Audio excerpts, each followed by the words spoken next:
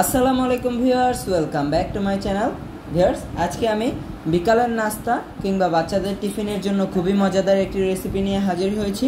এটা হলো ডিম আলু দিয়ে তৈরি চপললি। তো এই চপললিটা কিভাবে তৈরি করা যায়, লেটস সি। ডিম আলুর চপললিটা তৈরির জন্য আমি এখানে 2টি ডিম ও কিছু আলু সিদ্ধ করে নিয়েছি। এখন আমি আলুগুলোকে ম্যাশ করে নেব। ভিউয়ার্স, আলুটাকে ম্যাশ করে নিলাম। এরপর যে অ্যাড করে নেব এখানে মরিচ কুচি, পেঁয়াজ কুচি অ্যান্ড বিলাতি ধনিয়া পাতা কুচি। অ্যাড করে নেব লাল মরিচের গুঁড়া, দিয়ে দেব চাট মশলা ও স্বাদ অনুযায়ী লবণ। এখন ভিউয়ার্স, এই ইনগ্রেডিয়েন্টসগুলোকে আমি মিশিয়ে নেব। ভিউয়ার্স, ভর্তাটা আমার তৈরি করা ডান।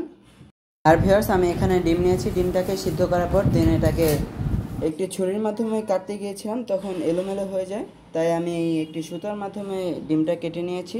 এখন ভিউয়ার্স, অ্যাট ফার্স্ট আমি চপ তৈরি করে নেব, তাই হাতে একটু তেল মেখে আলু ভর্তা নিয়ে নেব হাতে।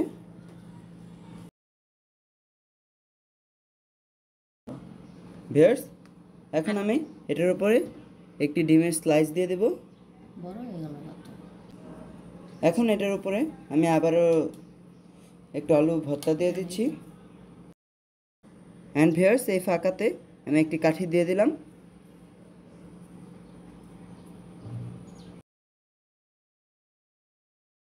ভিউয়ার্স, এভাবে আমি বাকিগুলো করে নিচ্ছি। ভিউয়ার্স, চপললিগুলো আমার ডান। এখন আমি কোট করে নেব। তার জন্য আমি একটি বাটিতে কর্নফ্লাওয়ার গুলে নিয়েছি অ্যান্ড নিয়েছি bread crumb. At first viewers, এটাকে আমি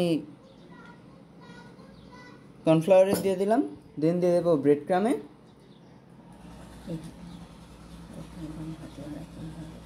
ভিউয়ার্স, এভাবে আমি বাকিগুলো করে নিচ্ছি। ভিউয়ার্স, আমি চুলায় একটি প্যান বসিয়ে তেল গরম করে নিয়েছি। ভিউয়ার্স, তেলটা গরম হয়ে গেছে।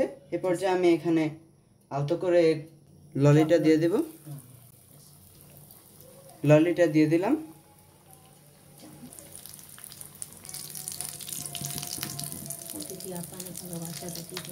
ভিউয়ার্স, অতিথি আপ্যায়নে কিংবা বাচ্চাদের টিফিনে আপনারা চাইলে এটা দিতে পারেন।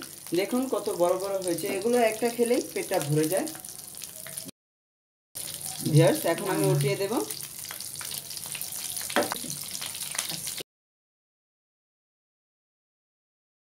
ভিউয়ার্স, এখন আমি উঠিয়ে নিলাম, এটা ভাজা হয়ে গেছে।